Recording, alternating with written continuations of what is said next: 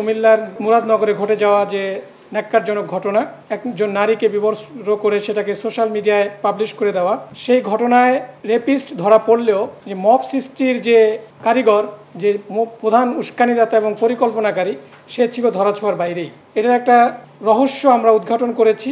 আপনাদের বিভিন্ন electronic and print মিডিয়াতেও এটাতে এসেছে যে এই মব সৃষ্টিকারী যারা, তারা এখনও ধরাছোঁয়ার বাইরে।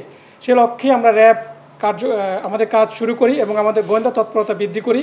এবং তারই প্রেক্ষিতে গতকাল আমরা এই মব সৃষ্টির যে উস্কানিদাতা বা পরিকল্পনাকারী, তাকে আমরা গতকাল অ্যারেস্ট করতে সক্ষম হই। যে মব সৃষ্টির পিছনে যে রহস্যটা ছিল সেটি আমি আপনাদের সামনে তুলে ধরব।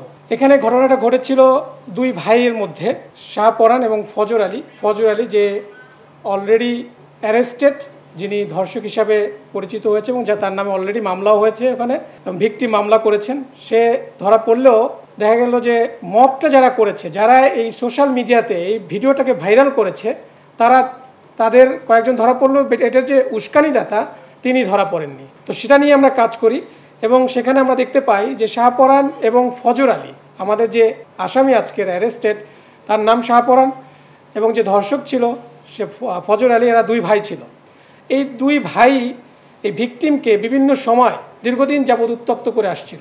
সো উত্ত্যক্তর প্রেক্ষিতে এই দুই ভাইয়ের মধ্যে এটা দ্বন্দ্বেরও সৃষ্টি হয়। সে প্রেক্ষিতে বিগত 2 মাস পূর্বে তাদের মধ্যে একটা পারিবারিক বা গ্রাম্য পর্যায়ে একটা সালিশ হয়। সেই সালিশে এই ফজর আলী ছিল বড় ভাই এবং শাহপরান ছোট ভাই। এই দুজনের মধ্যে সালিশে শাহপরান কর্তৃক শাহজালাল কর্তৃক শাহপরানকে হেনস্থা করা হয় এবং মারধরও করা হয়।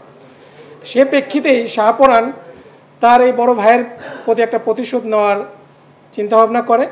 এই ঘটনা যেদিন ঘটে তার 15 দিন পূর্বে ভিকটিম তার স্বামীর বাড়ি থেকে তার বাপের বাড়িতে আসে এবং এই ফজর আলী, যে কিনা ধর্ষক হিসাবে অ্যারেস্টেড, সে এই ভিকটিমের মাকে সুদের বিনিময়ে 50,000 টাকা ধার দেয়। সো সেই ধারের টাকা আদায় করার জন্যই মাঝে মাঝে তাদের বাসায় যেত।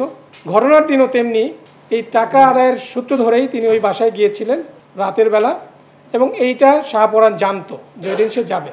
সে প্রেক্ষিতে শাহপরান তার লোকজন সেট করে দেয় যে এরকম এই টাইমে যাবে, তোমরা যদি তাকে ধরতে চাও ধরতে পারো।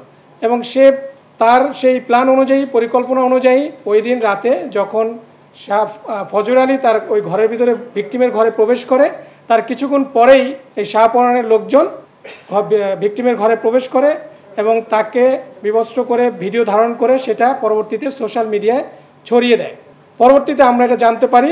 জানার পরে আমাদের একটা চৌকস অভিযানিক দল গতকাল এই শাহপরানের যে রহস্যটা সেটা আমরা জানার পর তাকে আমরা গতকাল কুমিল্লা থেকেই অ্যারেস্ট করা হয়। এই ছিল মূলত যে মব সৃষ্টি এবং সোশ্যাল মিডিয়ায় ভিডিওটাকে ভাইরাল করার পিছনের নেপথ্য কাহিনী।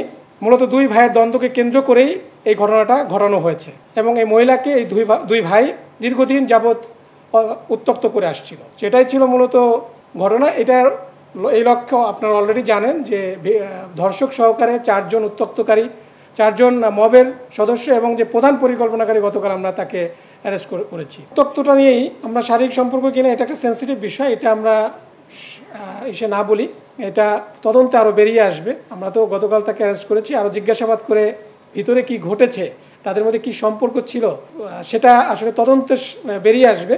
সো আমরা শুধু এতটুকু এখন পর্যন্ত যেটা পেয়েছি যে মহিলাকে, এবং আপনারা বিভিন্ন সোশ্যাল মিডিয়ায় তার ইন্টারভিউ দেখেছেন, বিভিন্ন টিভি চ্যানেলে এটার ইন্টারভিউ নিয়েছে, সেখানেও সে বলেছে তাকে দীর্ঘদিন যাবৎ উত্ত্যক্ত করে আসছিল। সেই উত্ত্যক্তের প্রেক্ষিতে দুই ভাইয়ের মধ্যে দুজনেই একজনের পিছনে ছুটছে। তো সেখান থেকেই মূলত তাদের মধ্যে একটা দ্বন্দ্বের সৃষ্টি হয়। সেখান থেকে একটা গ্রাম্য সালিশ হয়। সেই সালিশে ফজর আলী কর্তৃক শাহপরান হেনস্থার শিকার হয় এবং সেখান থেকেই এই শাহপরান ফজর আলীর বিরুদ্ধে একটা অ্যাকশন নিতে চায় এবং সেটারই প্রতিফলন ছিল 26শে জুনের যে ঘটনাটা।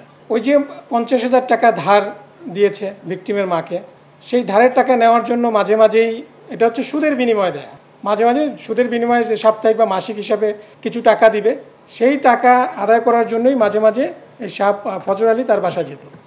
এটা শাহপরান জানতো।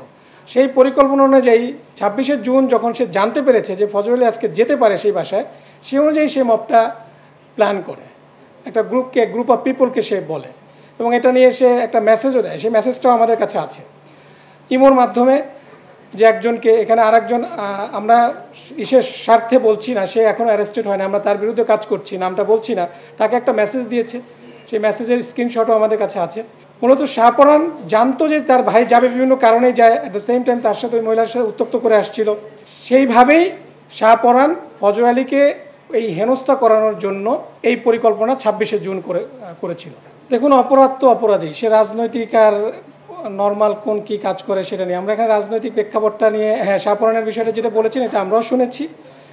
ফজর আলীর বিষয়টা, শাহপরানের বিষয়টা এখন পর্যন্ত এরকমই হয় না, সে একজন নর্মাল সিএনজি চালক ছিল, অটোরিকশা চালক ছিল, এরকম আমাদের কাছে তথ্য রয়েছে, বাট তার সাথে রাজনৈতিক সংশ্লিষ্টতার কোনো বিষয় আমরা পাইনি। তারপর আমি বলবো যে এটা অপরাধের সাথে যে কোনো রাজনীতি কোনো এখানে প্রাধান্য পেতে পারে না। সেটা কারা করেছে সেটা আমাদের দেখার বিষয় না, আমাদের দেখার বিষয়টা হচ্ছে অপরাধ এবং অপরাধী। ইমোতে যে মেসেজটা দিয়েছিল সেটা হচ্ছে যে ওই দিন যাবে, এটা শাহপরান একজনকে জানিয়েছে যে আজকে যাবে, তোমরা কি তাকে এরকম করতে চাও কি না, এটা তদন্তে বেরিয়ে আসবে। অ্যাকচুয়ালি এটা তো আমি তো এক্সপার্ট না, আপনিও যে ভিডিওটা দেখেছেন সেই ভিডিওটা আমিও দেখেছি। ফজর আলীর সাথে আমার কথা হয় না, ফজর আলী অলরেডি অ্যারেস্টেড। সো এইটার বিষয়ে অ্যাকচুয়ালি যে ধর্ষণ ছিল না কি পরিকল্পিত ছিল, এটার বিষয়ে আসলে I am not the perfect man to answer. এখানে ফজর আলী তার ঘরে প্রবেশ করেছে, এটাও সত্য, যেটা আমরা শুনেছি বিভিন্ন ইলেকট্রনিক প্রিন্ট মিডিয়ার মাধ্যমে। এবং ফজর আলী আগে গিয়েছে বলেই মব পরবর্তীতে ঢুকতে পেরেছে। ফজর আলী আগে গিয়েছে, এখন তার উদ্দেশ্য কী ছিল সেটা ফজর আলী এবং এই ভিকটিমই জানে।